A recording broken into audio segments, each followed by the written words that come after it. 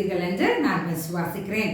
இந்த நாளிலும் நம்ம ஒரு தலைப்பின் அடிப்படையில் நம்ம ஜெபித்துக் கொண்டிருக்கோம், நமக்காக எடுக்கிற ஜெபங்கள்.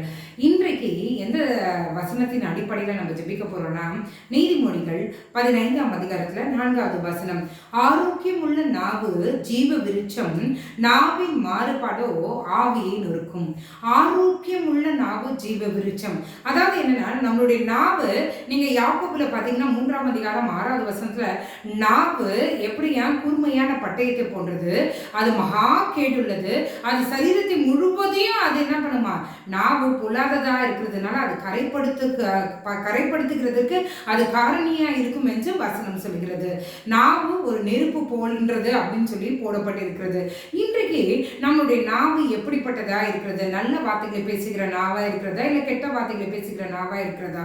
இப்போ நாவை ஒரு ரெண்டா பிரிச்சுக்கலாமே, நல்ல நாவு கெட்ட நாவுன்னு வச்சுக்கலாமே.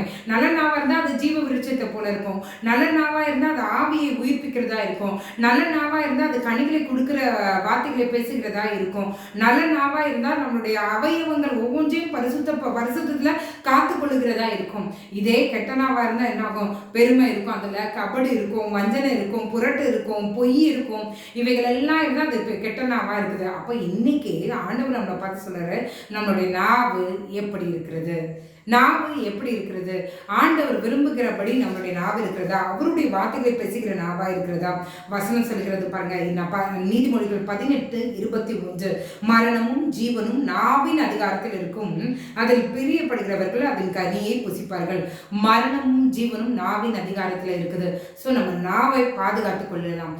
நாவில் எலும்பே கிடையாது, ஆனால் இது பண்ற வேலை ரொம்ப ஜாஸ்தியா இருக்கும். இன்னைக்கு ஆண்டவர் சொல்றாரு, உன் நாவல தான்ப்பா உன்னுடைய மரணமும் இருக்கு, இந்த நாவல தான் ஜீவனும் இருக்குது. அதனால ஜாக்கிரதையா உன் நாவை காத்துக்கொள்ளு என்று கர்த்தர் சொல்கிறார். நம்ம இந்த நாவை வைத்து எவ்வளோ பேச்சு பேசுறவங்க, ஒண்ணுமே இருக்காது ஆனா ஓவரா பேசுவாங்க.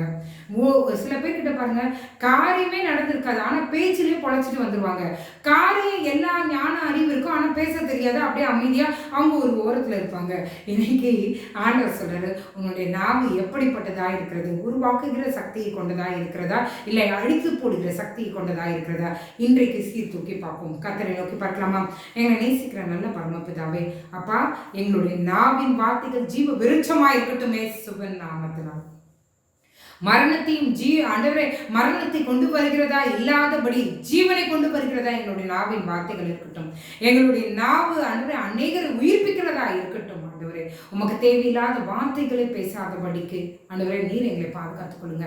ஆகாத சம்பாஷணைகள் நல்ல ஒழுக்கங்களை கெடுக்கும். ஆண்டவரே, எங்களுடைய ஒழுக்கங்களை கெடுத்து போடாதபடிக்கு ஆண்டவரே, என்ன பேசணுமோ அதை மட்டும் தான் பேசணும், எதை பேசக்கூடாது அதை பேசக்கூடாது. ஆண்டவரே, எங்க வாய்க்கு நீர் காவல் வைக்க வேண்டுமா நாங்கள் ஜெபிக்கிறோம். ஆண்டவரே, உமக்கு சித்தமான வார்த்தைகளை பேசுகிறதா அன்றே எங்க வாயிலிருந்து வருகிற வார்த்தைகள் அநேகருடைய கேள்விகளுக்கு பதிலை கொடுக்கிறதா, அநேகரை உமக்குள்ள வழி நடத்துகிறதா இருக்கட்டும். ஆண்டவரே, புரட்டு நாவாய், பொய் சொல்லுகிற நாவாய், கபடின் நாவாய், வஞ்சகத்தின் நாவாய் இல்லாதபடிக்கு, தந்திரமான நாவாய் இல்லாதபடிக்கு ஆண்டவரே, ஜீவ விருட்சத்தை போல ஆண்டவரே நன்மையை கூறுகிற நாவாய் எங்களுடைய நாவை இருக்கட்டும். ஆண்டவரே, இந்த நாளிலே எங்களை நீங்க மாற்றுங்க. இந்த நாவினாலே எத்தனை குடும்பங்கள் பிரிந்து இருக்கிறது, இந்த நாவினாலே எத்தனை ஆண்டவரே கை நீர் கொடுத்த ஆசீர்வாதங்களை இழந்திருக்கிறார்கள். இந்த நேரத்தில் அவர்களை நீங்க மன்னிங்கப்பா.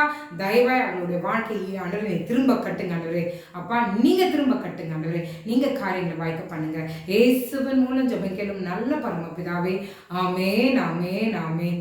God bless you.